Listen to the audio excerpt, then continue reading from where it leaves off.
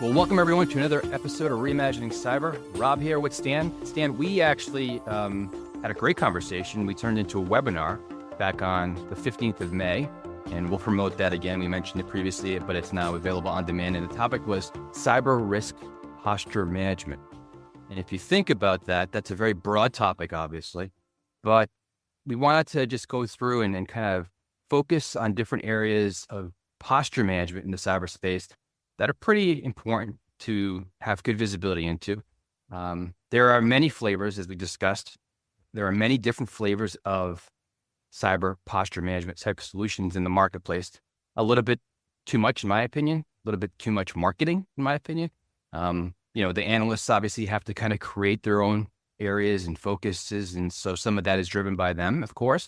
Seems like every domain is like, well, we can do a posture management of that. Let's do it for applications. Let's do it for data. Let's do it for Kubernetes. And I guess part of the challenge. So I was at RSA, and there were a number of booths, including ours, that were talking about this topic. And again, there are different emphasis, whether it be an organization that is focused on application security, talking about application security management. In our case, what we're trying to also talk about is the top level, right? The fact that you can roll all this up, you have an understanding of a comprehensive. But I think, to your point, it can get very complex.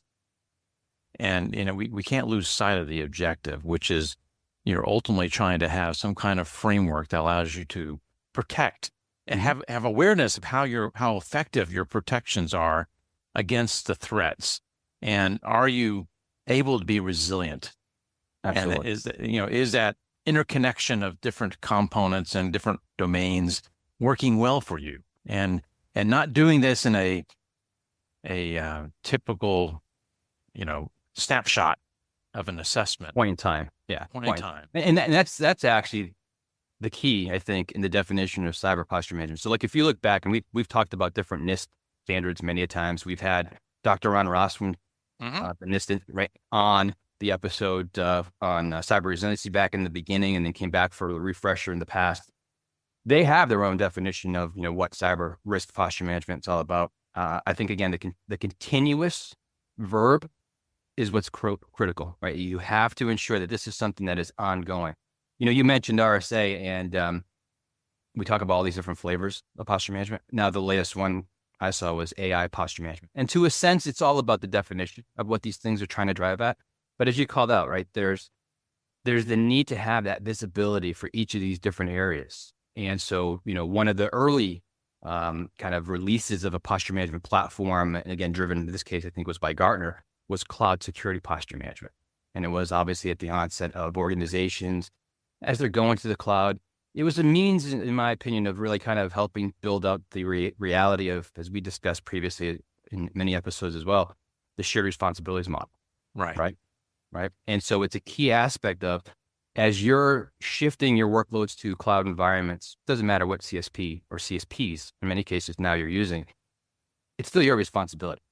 The onus is on you to ensure that the right security controls are in place. They're going to provide you some security controls, which is great, but you have to ensure that that's either at the level you expect and need and require for your business, or you're going to have to add some additional capabilities on top of that. And making sure you have the visibility of what controls are in place. And I think in all these different contexts, acting on what information you're being provided, right? And so having that visibility to then say, okay, I now see that these S3 buckets aren't adequately protected. They don't have the access control that it should have been applied. And again, it's just having that visibility to then know what to act on and prioritize. I think, again, one of the other challenges, though, is there's sometimes this overlap. So do you have in your cloud security posture management an overlap with potentially your application security posture management? Good point. So if you think about the complexities there, if you're doing dev within your cloud domain, and you're obviously running applications, but you have on-prem as well, as far as applications being running in production in that environment. So again, you have to ensure that you're not duplicating work as you're trying to get perspective and slice the pie different ways. Right. Right. And when we did this discussion previously on the webinar, we covered kind of 4 areas, right? We talked about just now cloud security posture management. We just discussed application security posture management. We also got into data side of it, right? And so that's another key area of, again, a growing interest. To me, at the end of the day, though, it's really about that life cycle of how you actually deal with data when you think about data security posture management, which is all about data governance. Absolutely. You have to know what type of information is sitting out there. What do you deem as sensitive data sets? Where are they within the environment, on-prem, up in the cloud, right? Different applications have access. How do you ensure that you understand, again, continuously, that wherever sensitive data is being added into the environment, you're aware of that. You're able to obviously tag it or classify it accordingly. And then what do you want to do with it, right? Are there the protection schemes in place to support that? What are you trying to accomplish at that point in time? But I do think another aspect of it is the whole data access governance. So again, I'm depending on the lens you're looking at, right? It's not just knowing where your sensitive data is, but who has access to it. Is that appropriate? So that is, again, if part of the objective here is to be resilient, you need to be able to then be able, with this information, act appropriately. And so if there is a potential breach, are you able to then respond more quickly because you actually have an idea of where your sensitive assets are? You know the ramifications of those systems being impacted by the breach, and then you can act accordingly. I think ultimately we also want to be able to adapt. So again, that whole resilience life cycle, and hopefully this greater awareness of your posture enables you to adapt to the threat more appropriately, because you're able to look at, again, in the context of your threat awareness and the posture that you have to shift priorities to enforce areas that are going to be under some kind of attack. You're more vulnerable in those particular areas because, again, you now have the visibility and awareness of that. But as you said, Stan, it's the key emphasis behind this. The theme of cyber resiliency is underlying what we're talking about from cyber risk posture management. That's really more at the visibility. But as you said, right, it's about how do you actually adapt to the different types of attacks that are coming your way? How do you continue to be able to have better visibility of what those different things are that are happening within the environment, but what actually is potentially coming your way as well? And then how do you recover, obviously? So we kind of went into that, but I think one of the other aspects that was, I think, pretty important to call out is just kind of getting started. We discussed this kind of maturity model for cyber risk posture management, and it's getting started in one of those areas. Most likely many organizations have something, if not in multiple areas, coverage, right? So they could have pieces within cloud posture management or the data side, the application side, identity side, what have you. So kind of that's what we discussed is, if you look at the maturity model, that's tier 1, right? You're just getting started. You have some visibility. It is continuous. That's the key. And maybe, again, it's at the application tier, which is great. And then from there, you move on. You say, okay, now I'm going to continue to expand upon that visibility, and I'm going to start having more understanding of what's happening maybe on the data side as an example, right? And then I discussed one example of a customer of ours that we've worked with in the past pretty closely, which is, I think, very mature for what we've seen in this space, right? Which is they've taken that to the line of business. So they literally have mapped out the visibility as relates to the impacted assets for the line of business. In that line of business. Specifically for that line of business. And in their example, they have 7 different lines of businesses. But what they did is, again, they've gotten the buy-in from the executive level, right? And that's the key. We're going to have, I think, a great conversation coming up after this episode in the following week. That's going to be much more focused on, your cyber programs and the things you should be investing in. I think that's going to help kind of really drive that emphasis there on what we've seen with this particular example I'm calling out. But it's important, right? Because if you don't have that buy-in from the business side, they would never have gotten off the ground other than leaving tier 1. They would have been stuck when that potentially failed, right? Right. Now, I guess question for you: Do you think the resource demands, the cost of maintaining this kind of awareness and a posture management in the various domains is attainable to smaller organizations? Is this something that I could envision everybody wanting to have this kind of awareness, right? And being able to prioritize more effectively. But is this a kind of approach that is really only for large organizations? So as you asked in the question, I initially said not likely for SMB kind of, Yeah. businesses. But then as I think about it, you might be okay. And here's why.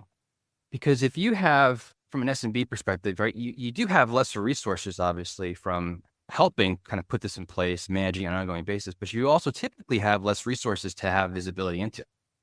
So, right, so you could say, hey, listen, again, if I'm putting the right framework in place to support how I have visibility across data, applications, identity, and I can bring it all back up together, right? And in one common view, a dashboard view is an example to have, again, maybe these silos to start, but then how do I actually kind of start connecting them together? You could do okay. We've talked with Ty Sabano. Maybe cost effective if you can actually get the lift up front to be reasonable. And I was thinking back to an episode we had with Ty Sabano a while back, right? More about dealing with startups and him coming in, getting them off the ground, but starting right out of the gates with, again, this is how we're going to be able to really have proper security controls in place to support what the business is needing. Something like that kind of aspect of, that type of mind coming in to support, to build out a smaller company, I think it's possible. Well, if you also follow that up, and again, this is something that's, I think, a leg of this whole posture management is the automation and orchestration that you could have to help make things more efficient. So again, to your point, you have fewer resources. So if you are able to get that perspective and then act on it more efficiently, right? Perhaps that's, attainable then for the smaller organizations. Yeah. And I think for smaller organizations, like, you really have to be looking at those opportunities to put automation in place. I think another couple aspects of this that we don't want to forget about, there's also the people aspect, and again, part of that, your part of your posture has to be whether the resources that you have associated to it are actually capable. Are they are the developers trained up? Do you have that DevSecOps culture where security is built in, and not just in the processes and the testing, but also the developers are in line with that philosophy, right? Do you have the evidence to track that the human capital is going and trending in the right direction as far as the goal of a security culture that you want in your organization? Because, again, we always say that there are a number of weak links, but the people many times are that weak link. And, if you forget about that aspect, it's not just tracking the technology and the vulnerabilities that you have. It's also whether or not the effectiveness of your security awareness training and the actual metrics to demonstrate that they are successfully getting it is another key aspect. Yeah, that's a good call out, because the example organization I was referring to, they did start in the application space from an application security posture perspective. And as you're calling out, it was a great lever for them to pull to get more education back to the developers and being able to actually properly develop secure code, right? And so I think that's a great example of where that's applied, because you're absolutely right that the people are always going to be the weakest link. When you look at that particular, development organization, very mature in the way that they're used to doing development, right? How do we embed now security? Because we are coming in after the fact, unfortunately, but they did a great job of getting in there and getting them bought into the education. And it was very, very successful for them. I guess another question for you on how you see this playing out. We've talked in the past on the podcast, the fact that compliance does not equate to security, right? But compliance is important to organizations, especially as more regulations are hitting them. Right. And it's a complex, especially for an international company, mosaic of regulations that you have to demonstrate compliance to. Does posture management in its various forms reflect not only the vulnerabilities and the weaknesses in your posture, but also regulatory compliance, and demonstrate potential problem areas, that you need to focus on, be able to help close that gap? I mean, what is the role between a compliance reporting Yeah. and awareness as to potential gaps versus the whole risk posture?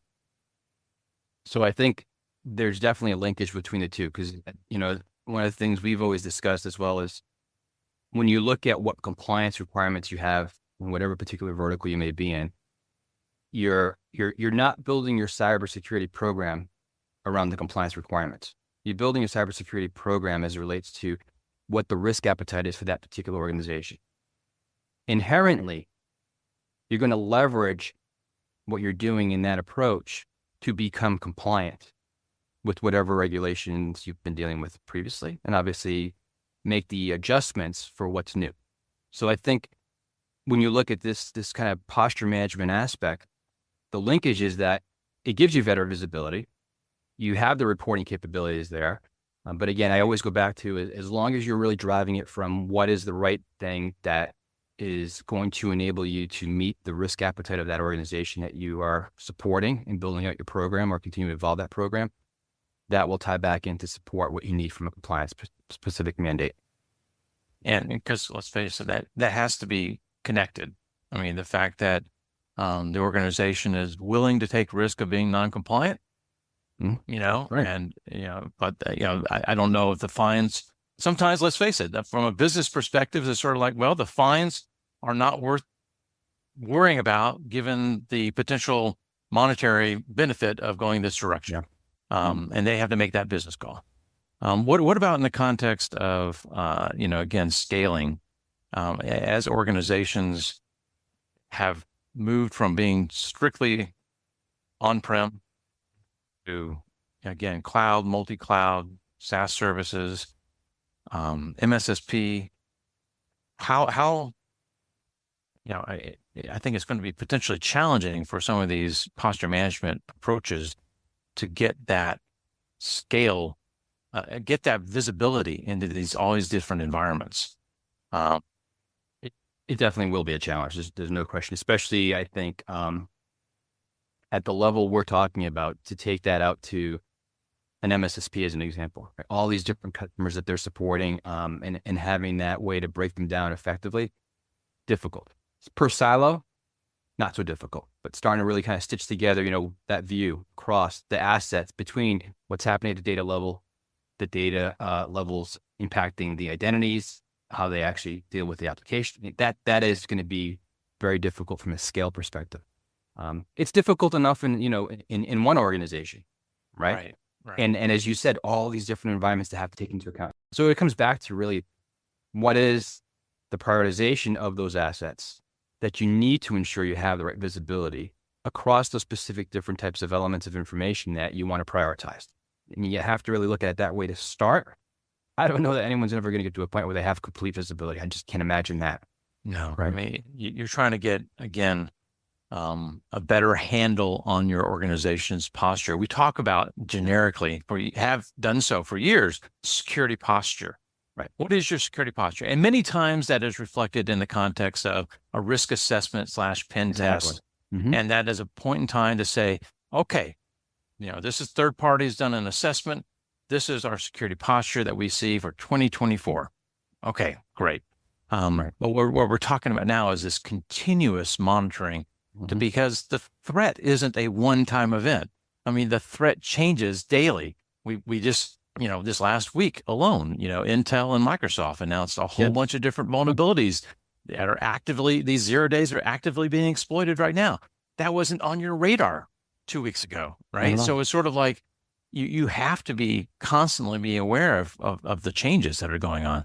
Mm-hmm. And whether or not you achieve the pinnacle of this overarching cyber risk posture management that we've talked about, and we talked about in the webinar, I don't know, but I think it is something that is being talked about a fair amount. And I think it's a nice aspiration. If we can pull it off, I think it'll help organizations be able to understand how to prioritize and act. Yeah, I agree with you. And I think at the end of the day, really what it comes down to is the more visibility that you can have, the better, right? And so you're not likely ever going to get to this utopian world of I can see and understand my complete cybersecurity posture across all these different realms of information. But if you can really do that prioritization of these are the assets, we need to ensure we have as much visibility as possible on an ongoing basis. That's really what the kind of focal point is of this. Now we didn't talk about this in the webinar, but I wonder in some respects how AI or co-pilot approach could also play into this. In the context of you have all this information available in your posture management systems, and you're fronting that have a front end of some kind of AI interface that allows you to query, right? What is the status of my firewall perimeter at this site? Could you take advantage of, again, how we operate as people, where we typically are asking questions about, well, shoot, this happened, this set of vulnerabilities got released, and there's a 0 day. Am I vulnerable with this, this particular, and be able to query that and have some kind of little confidence that what comes back reflects truly the posture of where you stand. Yeah, I think that is something that absolutely is needed. I think we're starting to see some areas where that's actually coming to fruition, but that's the way we operate, as you said, right? As humans, we ask questions. So if I need to ask a question of, does this vulnerability exist within my environment, or very specifically across this application or set of systems, right? I need those answers back. If it has the knowledge to be able to pull that back for you, absolutely. Something as simple as you mentioned earlier too. Hey, this is what's happening. Is this particular type of firewall rule in place to ensure that we're not allowing that traffic through, right? So questions like that, because now that's the efficiency aspect, right? I can ask the question, I get the responses very quickly and say, okay, good, we're covered, or we're not, versus I have to go log into the firewall console. I have to go now review my rule sets and figure out which rule is there that actually covers this thing or does not. Now, how much time have I lost? And of course, there's that other question of, remediation and whether or not that kind of interface can then follow up with, okay, then put that rule in place. Now, and that's where it becomes interesting. that again, operations folks are saying, no, don't do that. It's not going to be that easy. Exactly. That's when AI says it's not in place. Would you like me to go ahead and do that for you? And you go, hold on, pump the brakes. Well, hey, I think this is again a topic that is going to be around for a while. I don't know where it is in Gartner hype cycle. Maybe it's up on the upslope. And we'll see if it actually can be realized in its various forms. I think each of the domains. So again, when you think about application security posture management, with let's face it, different interpretations of what that means by the different providers. There will be. We saw this again. I saw this at RSA when you go to the different booths when they're talking. You're hearing the same acronym ASPM. But what they're talking about is different than what this other vendor is talking about. So again, we're gonna have a bit of a challenge there until somebody norms up. Nope, this is what ASPM is, and everybody has to norm up to that definition. But I think that's more achievable than the overall nirvana at this point. But I think it'll help people. But again, to your point about data governance, in some respects. In each of these areas, same thing with identity. Identity governance to some degree is the same thing as ISPM, but perhaps the way it's represented and how you actually are able to digest that information, and maybe it's more comprehensive than the governance aspect. You can also get insight into how you're doing more specific privilege management, or I don't know. It, again, depends on the definition of how you're going to slice that particular pie down into the granular aspects of what it means for each one. But yeah, it does. And so we're going to continue to see more and more of these flavors thrown out there.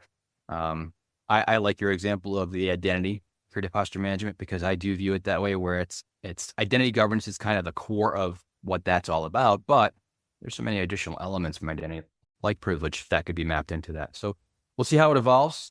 Not sure that people are going to get to this world of, hey, we have this complete coverage, but I think it's just important to say you very likely have some different kind of silos of coverage today. What about the importance of starting to see where there's opportunities to start connecting that, have better visibility across the environment versus that one element of information that you have? So interesting topic. Good for people to be able to go back and actually go through our webinar, hopefully. We took a different approach in the webinar. So even if you've listened to this episode, you can watch the webinar and hear the questions people asked us as well. Yes, absolutely. Well, Stan, until next time. Talk to you then, Rob. Hello, producer Ben here, and right at the beginning of the episode, Rob mentioned conversations that he and Stan have had with Ron Ross, a computer scientist and fellow at NIST, the National Institute of Standards and Technology. His first appearance was way back in episode 3, titled Cyber Must Become Resilient. This is really critical today because anticipation is another way of saying, are you prepared for what is about to hit you? This is one of the frustrations that I've had for a long time. We've been doing this threat vulnerability analysis forever. We can't control the threat space. The adversaries are throwing their best and their brightest at us 24/7. They're well-resourced, especially nation-state level resources, and terrorist groups who are well-funded. They have the best attack tools out, and our vulnerabilities keep on growing.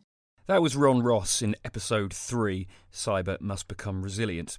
Now, if you're listening to Reimagining Cyber, let's face it, there's every chance you've got a keen interest in all things cybersecurity, which must mean that you know someone else with similar tastes. So why not make them happy and send them a link to the podcast? Get them to rate and review the show too. Thanks for listening, and goodbye.